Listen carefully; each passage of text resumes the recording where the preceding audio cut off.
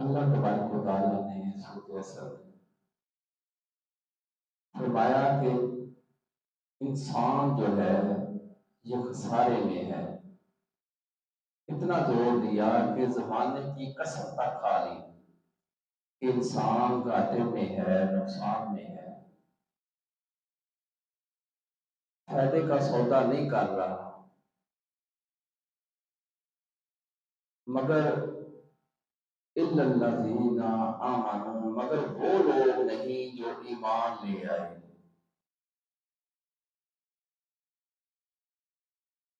جب عالم ارواح میں پروردگار نے فرمایا قالوا بلا، کیا میں تمہارا رب نہیں ہوں؟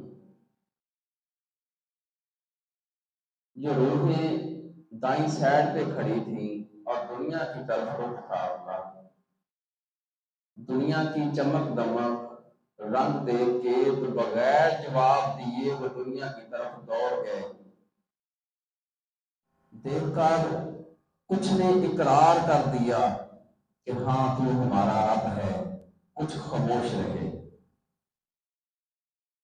جو بائیں سائڈ پہ روحیں تھیں، جن کی پشت دنیا کی طرف تھی، جب ان سے فرمایا قالوا بلا، کیا میں تمہارا رب نہیں ہوں؟ انہوں نے دنیا دیکھی نہیں تھی، انہوں نے رقص کرنا شروع کر دیا۔ جو آج بھی محفل سماعوں کی صورت میں لوگ رقص کرتے نظر آتے ہیں، یہ وہی روحیں ہیں جو اس وقت رقص میں تھی۔ آج بھی ان کے دل میں دنیا نہیں ہے، وہ طالب دنیا نظر نہیں آئیں گے، طالب مولا آج بھی وہ نظر آئیں گے۔ جنہوں نے دنیا وہاں دیکھی تھی آج بھی وہ دنیا کے پیچھے دوڑ رہے ہیں۔ فرمایا قسم ہے زمانے کی کہ انسان نقصان میں ہے سوائے ان لوگوں کے جو ایمان لے آئے، جنہوں نے مان لیا۔ روحوں میں درجے تقسیم وہی ہوتے تھے، ماننے کا درجہ کلمے سے شروع ہو کر مکمل کلمے پہ عمل پیرا ہونے پہ مکمل ہوتا ہے۔ فرمایا کلمہ پڑھنے والے کو نفع پہنچاتا ہے اور آنے والی بلاؤں سے محفوظ رکھتا ہے، مگر اس کے حقوق میں لاپرواہی نہ کی جائے۔ اس کے لیے بھی لوازمات رکھ دیے کہ کلمہ پڑھنے والے کو نفع پہنچائے گا نہیں، مگر آنے والی بلاؤں سے بھی محفوظ رکھے گا، اس کے حقوق میں لاپرواہی نہ کی جائے۔ حسد سے انکار، نفاق سے انکار، جھوٹ سے انکار، لالچ سے انکار، بہتان سے انکار، غیبت سے انکار، اس کے حقوق ہیں کرنے کے۔ جب ہم لوگ کلمہ پڑھ تو لیتے ہیں مگر حقوق تلفی کرتے ہیں کہ ہمیں کلمے کا نفع نہیں ہوتا۔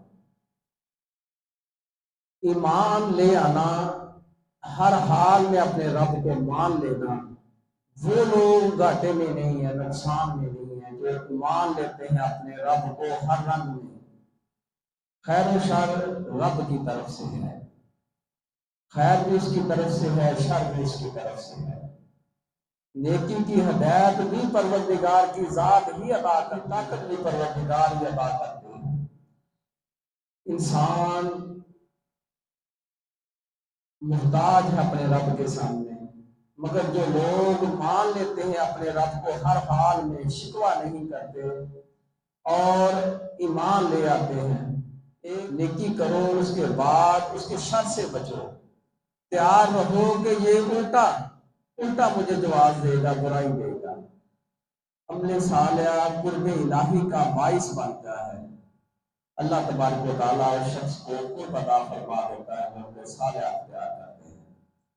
تو فرمایا وَتَوَاصَوْا بِالْحَقِّ وَتَوَاصَوْا بِالصَّبْرِ، حق بات کی تلقین کرتے ہیں، وہ حق بیان کرتے ہیں اور حق کا ساتھ دیتے ہیں، اور کسی کے دباؤ میں آ کے، کسی لالچ میں آ کے وہ دبتے نہیں ہیں۔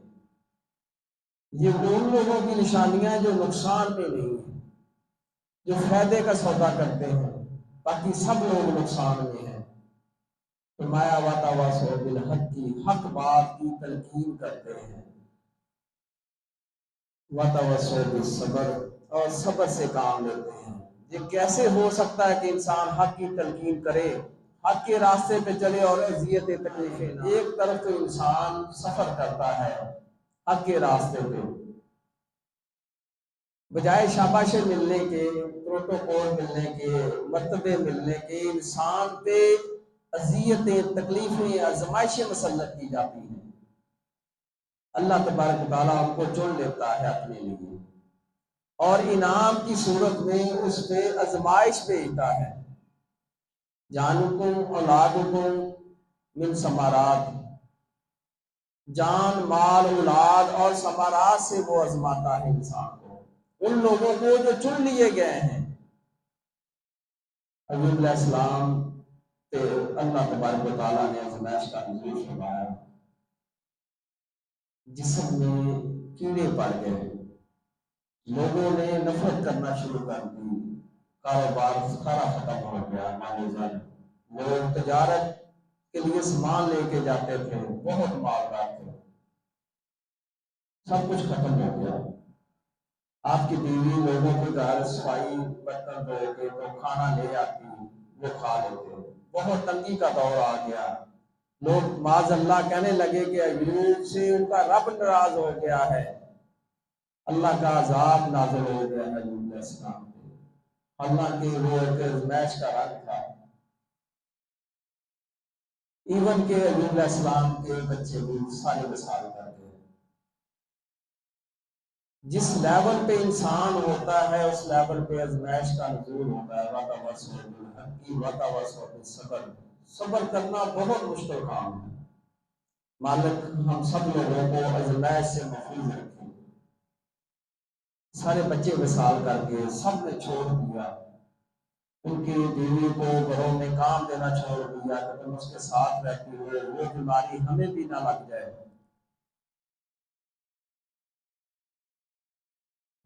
جسم مبارک سے کیڑا گرا، اسے پکڑ کے اپنے جسم میں رکھتے ہیں۔ رضا پر رضا کی بات کر رہے ہیں، صبر کہتے کسے ہیں؟ کیڑے کو پکڑ کے جسم میں رکھتے ہیں، فرماتے ہیں کیڑے تم کو اپنی خوراک کھاؤ، میرے جسم میں تیرے رب نے رکھ دی ہے۔ جیسے کیڑا جسم میں رکھتے ہیں بیماری ختم ہو جاتی ہے۔ انہوں نے ہر حال میں اپنے رب کو مان لیا، میرا ماہی میرے دکھ میں راضی تو میں سکھوں چلے لاواں، میرا رب اذیت تکلیف میں راضی ہے تو میں ایسے ہی راضی ہوں، بیماری کا پتہ نہیں چلا، بیماری ساری ختم ہو گئی، کیڑے ملے ہی نہیں، زخم سارے مٹ گئے۔ وہی کا نزول ہوا اس دوران میں جس دوران انسان کی آزمائش چاہیے ہوتی ہے، رابطے بھی توڑ دیے جاتے ہیں۔ جیسا کہ ایوب علیہ السلام سے رابطہ وحی کا نزول نہیں ہو رہا تھا، جیسے کہ ان پہ وحی کا نزول نہیں ہو رہا تھا۔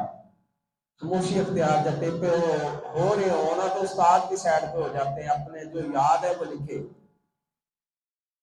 وحی کا نزول نہ ہوا، جب کیڑے ختم ہو گئے تو جبریل علیہ السلام بارگاہ میں حاضر ہوتے ہیں، کہتے ہیں مبارک ہو، آپ کی آزمائش کا وقت پورا ہو گیا، اللہ تبارک و تعالیٰ نے آپ کو شفا بخش دی ہے۔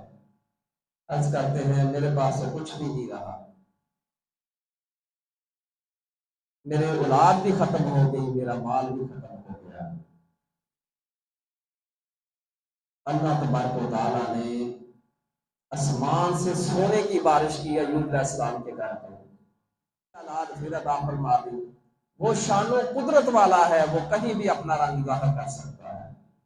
ہمارا ایمان ہے اس کے قلوب پر جو شریعت ہمیں عطا فرمائی ہے، مگر ہمارا ایمان اس کی قدرت پر بھی ہے۔ جہاں سب راستے بند ہو جاتے ہیں وہاں وہ اپنا اظہار کرتا ہے۔ یہ وہ لوگ ہیں جو ایمان لے آئے تھے، ڈگمگاہٹ نہیں آئی، جسم بھی خراب ہو گیا، اولاد بھی نہ رہی، مال بھی ختم ہو گیا، اور جو پیروکار تھے وہ سارے چھوڑ گئے، مگر استقامت ایمان ان کے بہت قوی تھے۔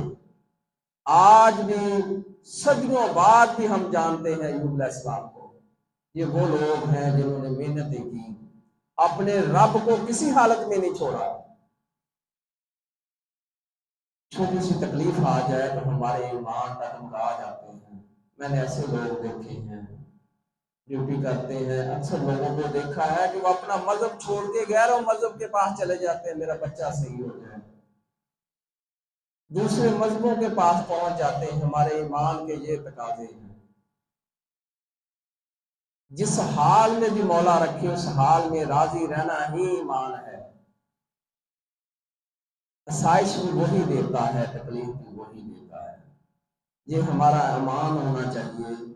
वो 70 माओ जितना प्यार करता है हमसे, जैसे माँ बच्चे को तकलीफ में नहीं देख सकती, हमारा मौला भी हमें नहीं देख सकता। जिस तरह माँ बाप थोड़ा सा डांट लेते हैं, सख्ती से पेश आते हैं किसी गलती पर, वो रब भी हमें समझाने के लिए अजियतों तकलीफों से गुजारता है ताकि हम सुधर उस अजाब से बच जाएं जिसकी वईद उसने सुना रखी है, ताकि अजियत में ना पड़ जाए हम लोग। मालिक हम सबको अपनी पनाह में रखे।